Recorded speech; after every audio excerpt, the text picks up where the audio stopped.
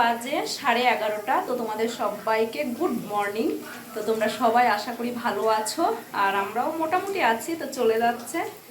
তো সকাল সকাল সকাল মোটেই না, অনেক বেলা হয়ে গেছে। অনেকক্ষণ থেকেই ভাবছিলাম ব্লগটা শুরু করি, তো এই আর কি।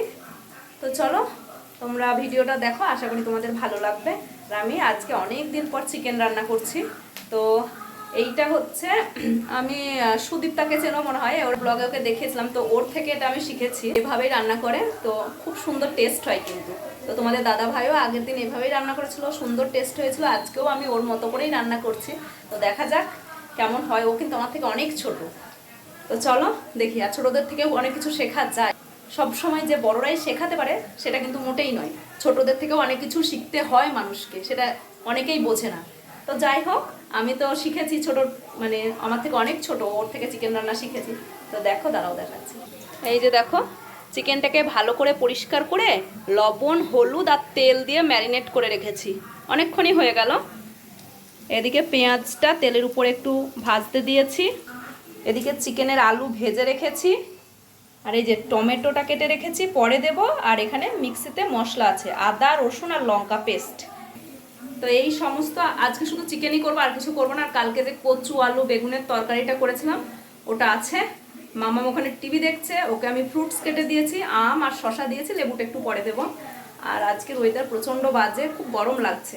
আসলে কাজ করছি তো ওই জন্য হয়তো গরম লাগছে। আর বাইরে রোদ খুব ওঠেনি, ওই ছাওয়া ছাওয়া করছে।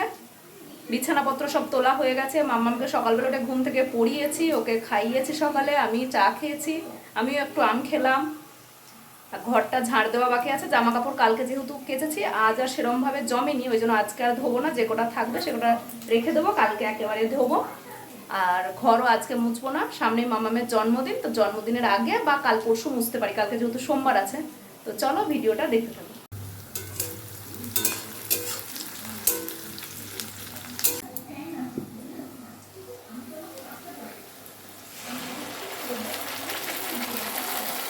মধ্যে ধনিয়া গুঁড়ো, লবণ আর হলুদ অল্প পরিমাণে দিয়েছি। মাম্মাম এসে চিকেন খেতে।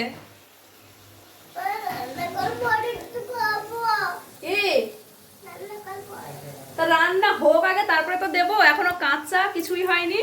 আর এসে হচ্ছে চিকেন খেতে। পেঁয়াজ রসুনের গন্ধ পেলেই চলে আসবে কিচেনে খাওয়ার জন্য, দেখাচ্ছে। এখনো এর মধ্যে জিরে গুঁড়ো দেওয়া হয়নি, দেবো এবারে জিরে গুঁড়োটা। 1 চামচ ধনিয়া গুঁড়ো দিয়েছি। এই যে এবারে চিকেনটা এর মধ্যে ঢেলে দেবো।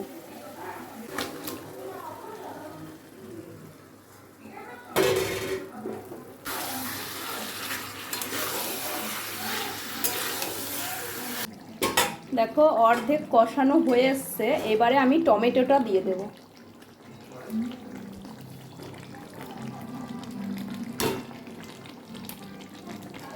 কিছুক্ষণ পরে আলুটা দেব।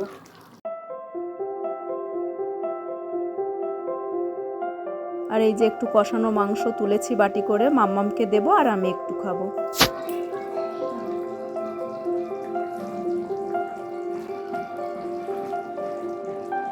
তো রান্না বান্না করে সমস্ত কাজকর্ম করে স্নান করেও আমি পুজো দিয়ে নিয়েছি। তারপরে মাম্মামের তো খুব খিদে পেয়ে গেছিলো, প্রচুর দেরি হয়ে যাচ্ছে এখন, কে জানি কেন দেরি হয়ে যাচ্ছে। আর কালকে যেহেতু রবিবার ছিল, একটু ঘুম থেকে উঠতে লেট হয়ে গেছিলো, তার জন্য আরোই দেরি হয়ে গেছে, 2টো বেজে গেছিলো জানো। তো যাই হোক, মাম্মাম তো খিদে খিদে করেই যাচ্ছিলো। ওকে যদিও সকালে আমি একটুখানি খাবার খাইয়েছিলাম। তো তারপরে ও আর আমি মিলে এবারে খেয়ে নিচ্ছি। মাম্মামের কিন্তু খাওয়া হয়ে গেছে, আমি মাম্মামকে আগে খাইয়ে দিই, তারপরে ওই থালাতেই আমি নিয়ে নিই। আবার ওকে কিন্তু মাখিয়ে দিলে ও খেয়ে নেয়, তবুও আমার যেন না মন ভরে না আমি নিজে হাতে না খাওয়ালে। তো তারপর দেখো আমিও খেয়ে নিচ্ছি, আর ওর সাথে, ওর তো সারাদিন ভুতু দেখে, ভুতুর গল্পগুলো কিন্তু খুব সুন্দর হয়। আমিও খাচ্ছি আর বসে বসে দেখছি, বেশ ভালো লাগে ভুতুর গল্পগুলো শুনতে। আমি রান্না করি, কাজ করি, আর আমি শুনতে থাকি কিন্তু ভুতুর গল্পগুলো। তো যাই হোক, তারপরে খাওয়া দাওয়া সেরে একটুখানি দুপুরবেলায় রেস্ট নিয়েছিলাম। ঘুমাইনি, কেন কি দেরি করে ঘুম থেকে উঠলে তো দুপুরবেলায় ঘুমই আসে না। তো মামে কেউই ঘুমায়নি, মাম্মাম খেলছিল, আমিও খেলছিলাম। তারপরে বিকেলবেলা মাম্মাম বললো মা খিদে পেয়েছে আমাকে মুড়ি দাও, তো ওকে মুড়ি দিলাম একটুখানি চিকেনের আলু দিয়ে মেখে। তারপরে আমি একটুখানি মুড়ি নিয়ে ছাদে অনেক দিন পর ছাদে উঠে মুড়ি খাচ্ছি। আমি যখন ক্লাস 8-9-এ পড়তাম, বাড়িতে থাকতাম, তখন স্কুল যেদিন থাকতো না সেদিনকে দুপুরবেলায় ভাত খেয়ে নিতাম, তারপরে তো বিকেলবেলায় খিদে পেত, তো বিকেলবেলায় না আমিও মুড়ি নিয়ে ছাদে যেতাম। আমাদের ছাদে না, পাশের বাড়ি কাকিমাদের ছাদে যেতাম, ভাইয়েরা থাকতো ওরাও খেত আর আমিও খেতাম। কি ভালো লাগতো কি বলবো, সেই মুড়ির টেস্টই যেন আলাদা ছিল। তো আমাদের ছাদে কখনোই কিন্তু আমি উঠতাম না, একা একা থাকতাম, তাই একা একা কখনোই ছাদে উঠে মুড়ি খেতাম না। ওই কাকিমাদের ছাদে গিয়ে মুড়ি খেতাম। কাকিমা হয়তো ছাদে কাজ করছে, মানে ফসল টসল কোনো তুলছে, রোদে দিয়েছিল, তো কাকিমার সাথে গল্প করতাম আর ছাদে মুড়ি খেতাম। কি ভালো ছিল সেই দিনগুলো, সেই দিন আর কখনোই ফিরে পাবো না। তো আজকে অনেক দিন পর আবার সেটার একটু ফিল হলো, কিন্তু ওই একা একা মোটেই খুব একটা ভালো লাগছিল না। তবে হঠাৎ করে কথাটা মনে পড়ে গেল, তো ছাদ থেকে এসে তারপরে ফ্রেশ হয়ে সন্ধে দেখি, তারপর মাম্মামকে পড়াতে বসবো বলে ডাকছি। তো যাই হোক, ওকে পড়িয়ে টড়িয়ে আমাদের রাত্রিবেলায় খাওয়া দাওয়াও কমপ্লিট হয়ে গেছে। এবারে রান্নাঘরে এসে রাতের বাসনগুলো ধুয়ে নিচ্ছি।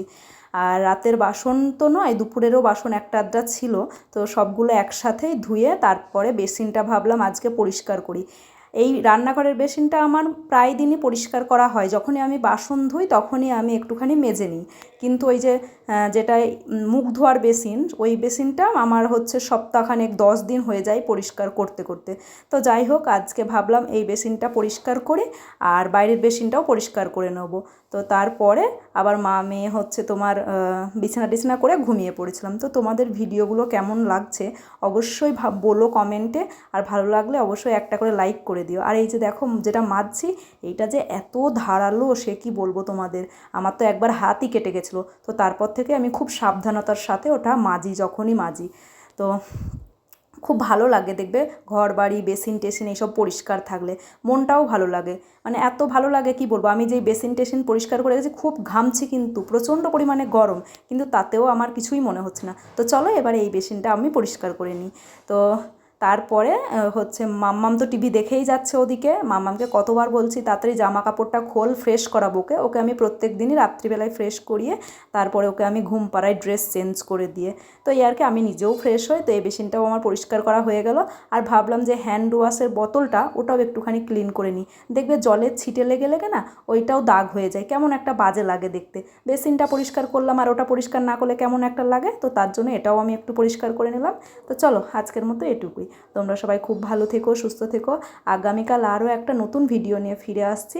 ততক্ষণ অবধি তোমরা আমার ভিডিওগুলো দেখতে থাকো, আর ভালো লাগলে অবশ্যই চ্যানেলটিকে সাবস্ক্রাইব করো আর একটা করে লাইক করে দিও। তো এই আর কি। আর আমার অবস্থা দেখো তুমি, মানে তোমরা, এত পরিমাণে ঘেমে গেছে। দুদিন ধরে ভীষণ পরিমাণে গরম পড়ছে, বৃষ্টির দেখাই নেই, সব দিকেই একই অবস্থা। তো দেখো এই দেখো কী অবস্থা, পুরো একদম ভিজে একাকাণ্ড অবস্থা। তা মাম্মামকে ওদিকে ফ্রেশ করাইনি এখনও, আমিও হইনি। তো ভাবলাম তোমাদের সাথে একবার শেয়ার করি যে কী অবস্থা আমার। তো চলো আজকের মতো এইটুকুই, বাই বাই।